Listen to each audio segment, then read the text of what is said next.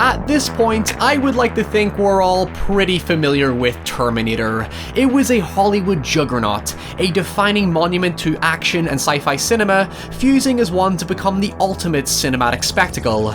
And like its iconic impending apocalypse Judgment Day, no matter what we try to do, we just can't seem to f***ing stop it. Although I quite like a dark fate, but that's a different story entirely. Terminator represents the absolute best and worst Hollywood has to offer. Creator James Cameron pulled us into a terrifying apocalyptic future where machines nearly wiped out all of humanity, while future sequels pulled us out of the experience by wiping out all of its originality. It is a very big topic to cover, so much so that yes, I have to put aside its game-changing sequel, or it will be the end of days by the time this video ends, and my voice can only hold some poor bastard's attention for so long before they drown it out by sticking their head in the sand. Regardless, I am going to have to use the sequel for several comparisons anyway to explain myself, but the point is this. Throughout the year, I've been asked the question, what do I think is the scariest non-horror movie out there? And while that will certainly lead to a lot of pedantic scrutiny as to what that actually means, for me, I think it's safe to say The Terminator. So let's talk about it.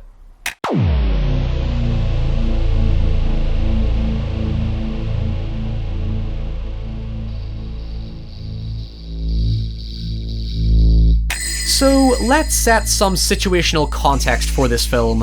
While obviously I wasn't around when it first released in 1984, it is worth considering The Terminator purely as a sole independent film that is detached from the sequel that exploded it into pop culture history. The thing was, while The Terminator certainly helped define hybrid cinema as this new and exciting way to subvert genre tropes and conventions and find unique synergies like how comedy complements horror, it more or less embodied a decade where slasher movies were the big mainstream appeal. Sure, action and sci-fi were obviously the big dogs of the 80s as well, but coming from the 70s, people tend to forget the profound impact that horror already had on cinema and culture.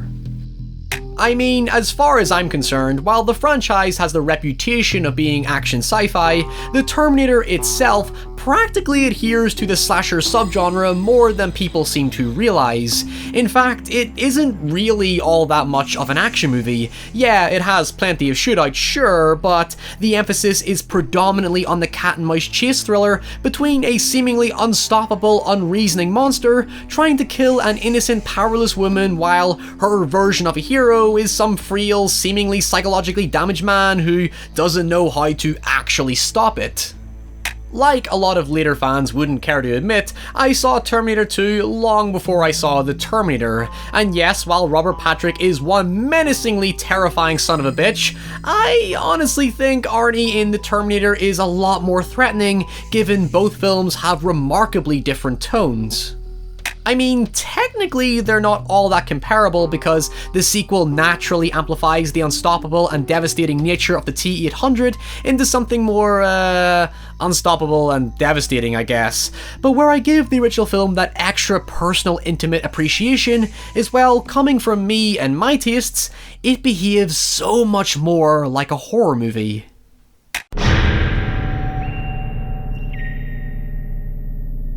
The sequel introduces hope to the story. It's more colourful, it's more energetic, it's big, it's spectacular, John Connor's protector is more than capable, they have context on how to fight back, and of course it goes from being a powerful derivative of the first film into making it possible to prevent Judgment Day from even happening.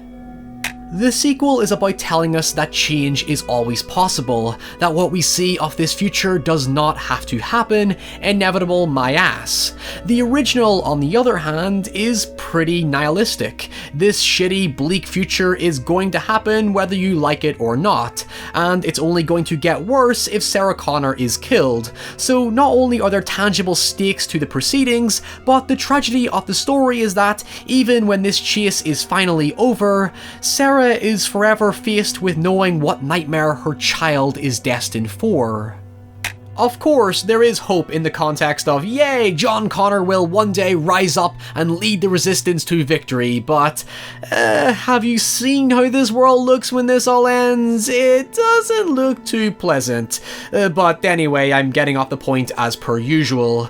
The Terminator is presented in tech-noir atmosphere where some sci-fi equivalent to Michael Myers is stopping at nothing to kill this movie's version of Laurie Strode, with its version of Sam Loomis condensing this monster into just some pure force of enigmatic evil, eventually getting a few shots in that do f*** all in the grand scheme of things. Honestly, when you think about it, in its bluntest terms, Kyle Reese is essentially just an exposition dumping piece of ass to make John Connor even possible. My favourite contrast in the film is the setup for both Arnie and Kyle Reese. Arnie arrives confidently, exuding strong physical masculinity, eventually taking on several punks for their clothes to represent a bold look, and forcefully obtaining a powerful looking shotgun.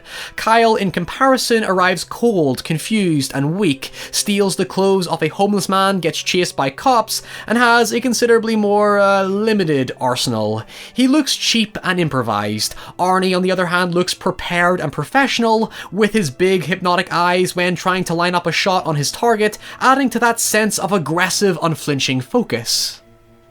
It establishes a very distinct balance of power, one where there's a never-ending tension over how this might all play out. There's no illusion of control or reassurance from Kyle. In fact, when he dies, it's unceremonious and messy, representing how he's just one casualty out of many, downplaying his significance to an emotionally resonating effect. With Arnie specifically, it's not so much his performance that's impactful, as it is how his stiff, robotic delivery contextually fits the character he's meant to play. It's his inability to properly emote or articulate coherently that works. His bodybuilding stature and stone cold killer facial expression does everything that makes him so powerful. I'll be back. Imagine if Stallone or Gibson agreed to play the character when they were initially asked. It would have nowhere close to the same effect. Hell, Arnie was nearly cast as Kyle Reese before Cameron met him in person and flipped the role because of Arnie's intimidating presence. And apparently Fox even suggested O.J. Simpson to be the Terminator, but Cameron turned it down because he felt Simpson would not make a believable killer. Ain't that a bit awkward? What made Robert Patrick work in Terminator 2 was that, contextually, he was impersonating a cop, adding to that stranger danger fear factor that was prominent of the era, because he could literally hide in plain sight as a representation of protection, or rather a symbol of infiltrating that public protection. Here, we aren't exactly sure what Arnie is. I know it explains itself, sure, but he still remains deeply mysterious. We see robots in fiction as usually fairly quirky, but his uncanny valley presence is something that even the sequel doesn't capture. The heavy layer of makeup makes him look prosthetic. He simply doesn't feel human, even if he looks human, reinforced by a genuinely grisly body horror scene where he performs maintenance on himself. It's visceral how we react uncomfortably to his procedure, and he's totally cold to it. It exposes how powerful he is and how weak we are to pain and suffering. It doesn't need to tell us he's unstoppable, it's his total disconnect from human emotion that makes him distinct from any other imitation of this type of character. Let's just say he's realistically synthetic in the original, whereas because he's the hero in the sequels, it has somewhat softened his appeal. Moving on, I know this is a recurring theme in my slasher horror videos, but what very directly differentiates the Terminator from its sequels is how it portrays violence and social terror. Like I said, Terminator 2 has the T-1000 imitating a cop, allowing him to not only blend in with society, but somewhat have more control over it as a representation of authority, added to the fact that he's after a child, giving it a more distinctly sinister edge. The original film, by contrast, plays much more on random acts of violence. It's more inconsequential and meaningless, you could say. In the sequels, the characters fight around the innocent, whereas here, the innocent are very explicitly caught in the crossfire.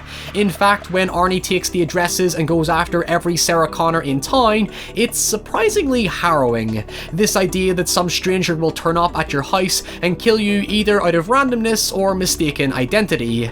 There's a feeling of these victims just being in the wrong place at the wrong time. There's no remorse to it, just this massacre of random people who wake up one day with no knowledge that today would be their last. It adds weight to the violence, and when I say inconsequential, I think that's the most appropriately fitting description for its action. It's unapologetic to the point where the movie is simply about a cold-blooded mass shooter, fitting a certain social anxiety that's not as apparent in the sequels given the increasing nature of its more dramatic set pieces and our gradual familiarity with the threat, that it's not as effective by the end. At the conclusion of The Terminator, to see him in his machine form is an immensely terrifying payoff. I think the stop motion even adds to the uncanniness of it. It feels creepily inorganic, akin to early creature features. For as much as the later sequels aim to replicate the first two films, I think what they forgot most of all was that terrifying quality that made them so unique. It wasn't just about explosions and big dramatic action scenes. They were nuanced thrillers that captured the fear of everyday violence abruptly occurring and being caught in the middle of it. There was a piercing vulnerability to it, like you were going to get shot or stabbed in the back if you did not look over your shoulder. It was a creature that followed you relentlessly, a representation of death and destruction.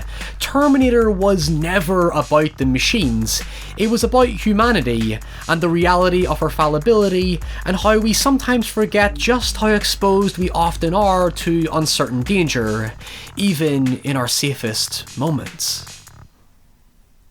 Hey everyone, thank you so much for watching. Let me know your thoughts on the Terminator franchise in the comments below, and specifically let me know what you think is the most underrated film in the series, because we always talk about what the best and worst ones are, but maybe there's one out there you think doesn't deserve the hate that it gets. So let me know that in the comments below. And until next time, stay very, very safe. Follow me on Twitter and Instagram. Consider checking out my Patreon if you want to. And yeah, I'll see you all very soon. Bye.